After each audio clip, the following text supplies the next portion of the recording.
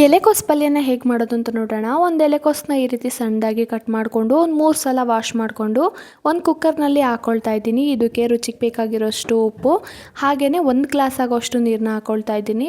Next ಇವಾಗ ಒಂದು ವಿಷಲ್ನ ಕೂಗಿಸ್ಕೊಂಡು ಒಗ್ಗರಣೆಗೆ ಒಂದು ಮೀಡಿಯಮ್ ಸೈಜ್ ಈರುಳ್ಳಿ, ಕರಿಬೇವು, ಹಾಗೆಯೇ ಹಸಿಮೆಣಸಿಕಾಯಿ, ಒಗ್ಗರಣೆಗೆ ಕಡಲೆಬೇಳೆ, ಜೀರಿಗೆ, ಸಾಸಿವೆನ ತೊಗೊಂಡಿದ್ದೀನಿ. ಈಗ ಇದು ಕೂಡ ವಿಷಲ್ ಆರಿದೆ. ನೆಕ್ಸ್ಟ್ ಒಂದು ಪಾತ್ರೆ ಇಟ್ಟು ಗ್ಯಾಸ್ ಆನ್ ಮಾಡಿಕೊಂಡು ಒಂದು 2 ಟೇಬಲ್ ಸ್ಪೂನ್ ಅಷ್ಟು ಎಣ್ಣೆ ಹಾಕ್ಕೊಂಡು ಎಣ್ಣೆ ಕಾಯ್ದ ನಂತರ ಮೊದಲೇ ತೊಗೊಂಡಿದ್ದಂತಹ ಕಡಲೆಬೇಳೆ, ಜೀರಿಗೆ, ಸಾಸಿವೆನ ಹಾಕ್ಕೊಂಡು ಕಲರ್ ಚೇಂಜ್ ಆಗೋವರೆಗೂ ಫ್ರೈ ಮಾಡಿಕೊಂಡು ಹೆಚ್ಚಿಟ್ಕೊಂಡಿದ್ದಂಥ ಹಸಿಮೆಣಸಿನ್ಕಾಯಿ, ಕರಿಬೇವು, ಹಾಗೆಯೇ ಈರುಳ್ಳಿನ ಹಾಕ್ಕೊಂಡು ಇದನ್ನು ಕೂಡ ಗೋಲ್ಡನ್ ಫ್ರೈ ಆಗೋವರೆಗೂ ಫ್ರೈ ಮಾಡ್ಕೊಳ್ಬೇಕಾಗುತ್ತೆ. ಅದೇ ಟೈಮಲ್ಲಿ ಸ್ವಲ್ಪ ಅರಿಶಿನ ಹಾಗೆಯೇ ಉಪ್ಪು ಹಾಕ್ಕೊಂಡು ಇದನ್ನು ಕೂಡ ನೀಟಾಗಿ ಮಿಕ್ಸ್ ಮಾಡಿಕೊಂಡು ಫ್ರೈ ಆದ ನಂತರ ಮೊದಲೇ ಬೇಯಿಸಿಟ್ಕೊಂಡಿದ್ದಂತಹ ಎಲೆಕೋಸನ್ನ ನೀರನ್ನ ಸಪ್ರೇಟ್ ಮಾಡಿಕೊಂಡು ಎಲೆಕೋಸನ್ನ ಹಾಕ್ಕೊಂಡು ಇದನ್ನು ಕೂಡ ಮಿಕ್ಸ್ ಮಾಡಿಕೊಂಡ್ರೆ ಚಪಾತಿ ಜೊತೆಗಂತೂ ತುಂಬ ಚೆನ್ನಾಗಿರುತ್ತೆ.